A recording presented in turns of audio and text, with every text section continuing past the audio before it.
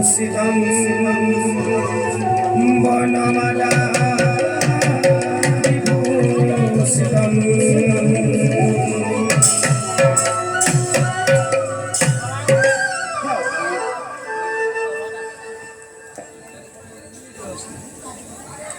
সোয়াপ্ৰি কত কষ্টেৰে এই ধৰা বিনন্দীয়া পালনৰ দায়িত্ব মই কৰিছোঁ গ্ৰহণ, কিন্তু সঁচাই পাৰিছোঁ জানো পালিব মই আপোন দায়িত্ব?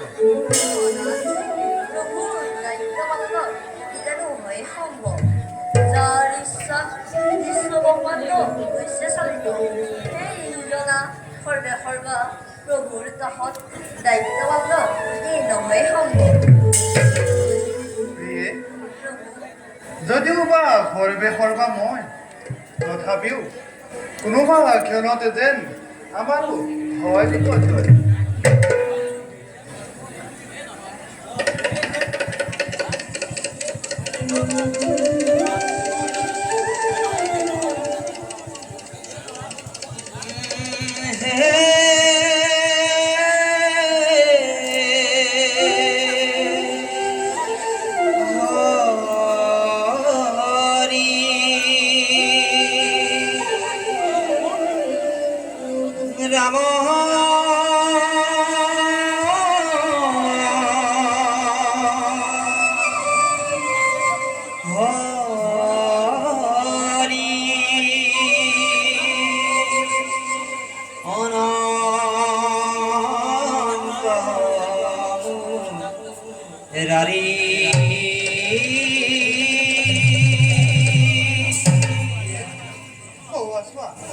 দেৱৰ কিনাৰত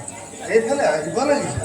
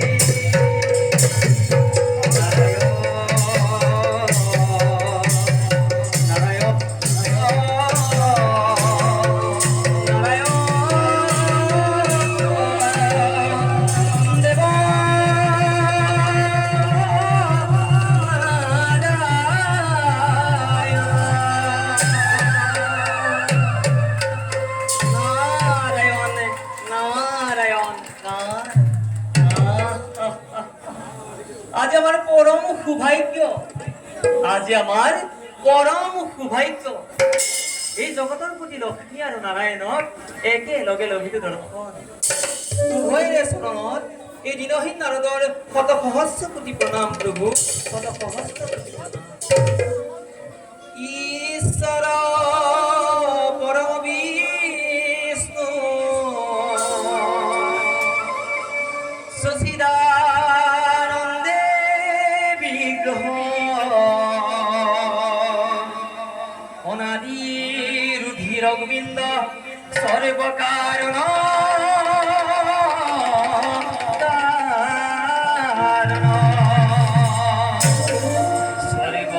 সর্বকারণ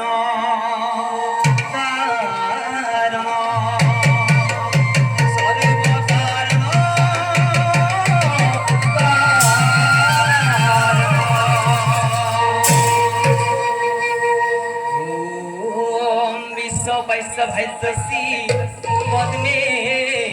পদ্মলয়ে শুভে সরিপিত বহবন্দিনী মহালক্ষ্মী নমস্তুতে মহালক্ষ্মী নমস্তুতে মহালক্ষ্মী নমস্তুতে মহালক্ষ্মী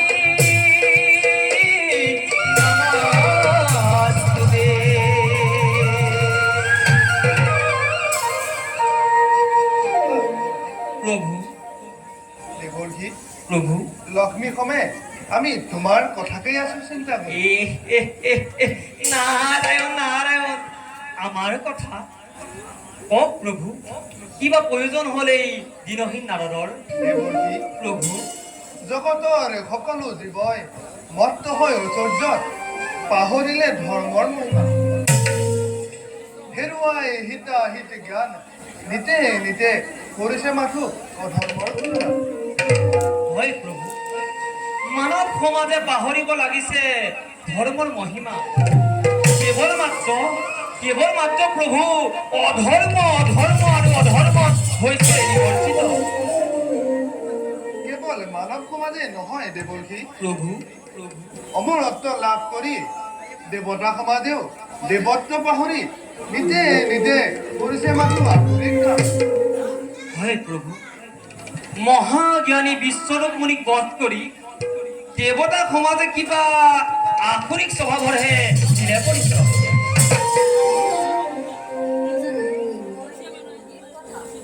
এবাৰ ঈশ্বৰ মুনি হত্যা কৰিলে দেবতা সমাজে শুনা প্ৰিয়ে দেৱগুৰু বৃহস্পতিৰ উপদিষ্টিত পৰি গুৰুচৰণ হৈছিল দেৱেন্দ্ৰ সেয়েহেতু বিশ্বৰূপ মুনিয়ে পৰাহিত কৰিছিল দেৱতা সমাজক দেৱতাৰ যজ্ঞ ভাগৰ অঞ্জলি দিছিল দানৱকো মহাজ্ঞানী তস্তাৰ্থ নহয় সেইকাৰণে হৈ কোধাম্বিত দেৱৰাজে অস্ত্ৰঘাতে বধিলে নেকি এই হত্যা মহাপাপৰ ফল কিনেৰে ভুগিব ইন্দ্ৰ শুনা প্ৰিয়ে বিশ্বৰূপ মুনিৰ মৃত্যুত অতিশয় মনোকষ্ট পাইছে দস্তাই পুত্ৰ হত্যাৰ প্ৰতিশোধ ল'বৰ বাবে দস্তাই অতি শীঘ্ৰে আৰম্ভিব এক মহাযজ্ঞ নাৰায়ণ নাৰায়ণ স্বজন কৰিব এক পুত্ৰ মহাবলী আৰু সেই পুত্ৰই ল'ব প্ৰতিশোধ দেৱতা সমাজক প্ৰভু বিশ্বৰূপে হ'ব নেকি পুনৰ জনম নহয় দেৱকী প্ৰভু বিশ্বৰূপে আৰু পুনৰবাৰ নাপাব জনম দৈত্যত জন্ম লবি দস্তা পুত্ৰই সমূহ লঞ্চে পৰাভূত কৰি দেৱতা সমাজক দস্তাৰ মনোবাঞ্ছা ঘূৰাব আৰু দস্তা পুত্ৰক বধ কৰিবৰ বাবে এক বজ্ৰ নামৰ অস্ত্ৰ লাভ কৰিব ইন্দ্ৰ আৰু দেৱকী তুমি উপালিব লাগিব এক মহান কৰ্তব্য ভাল প্ৰভু কিন্তু এনে মহান কাৰ্য কৰিম মই এই দিনহীন নাৰদে প্ৰভু দেৱকী তুমি গৈ শ্বেতকেতু ৰজাক শিৱলোক দৰ্শনত দিয়াগৈ উপায় ভাল প্ৰভু যাওঁ মই শ্বেতকেতু ৰজাৰ সমীপে এতিয়া মই পুনৰবাৰ আপোনাৰ শ্ৰীচৰণ সেৱা জনাই বিদায়হে মাগিছোঁ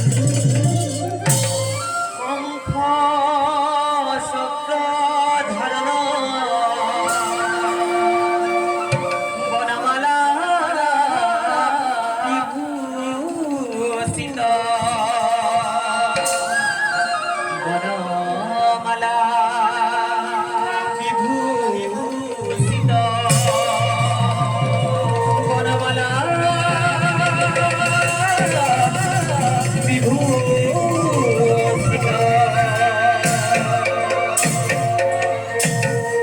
বৈকুণ্ঠর ভবনে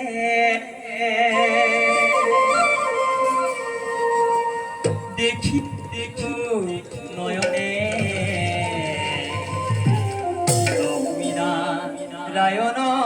হরি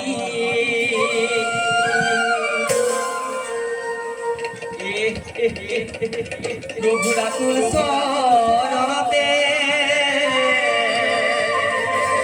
নর নর নর বাজে নজুরি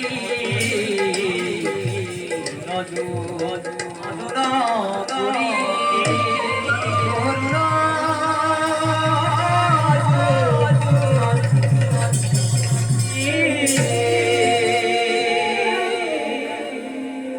খাটি সুমাধব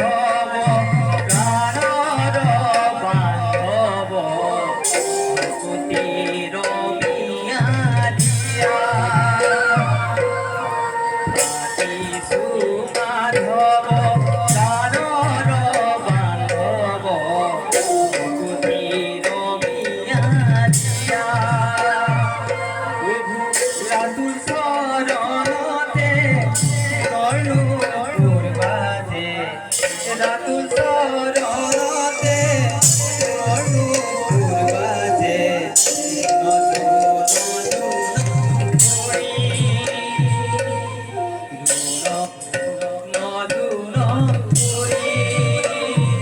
হরি রাম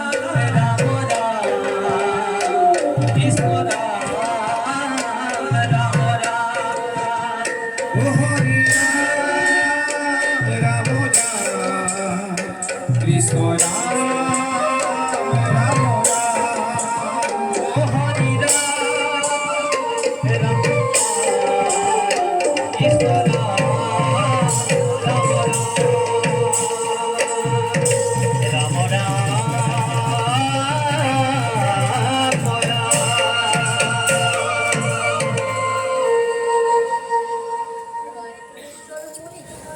প্রভু বিবাহিত সেটা কি বলতে আপনার দিলে করা শুনাবি অভিশপ্ত হৈ শ্বেতকেতু ৰজা পাৰ্বতীৰ হাতত দৈত্য ৰূপে জনম লভিব লাগিব প্ৰভু সেই মহাধাৰ্মিক সেটা ৰাজা দৈত্যৰূপে লভিব যাব ইয় মনুষ্যৰ ৰহস্য প্ৰভু সময়ত সকলো বুজিবা এতিয়া মোৰ বিশ্ৰামৰ সময় ঘৰ সোমাব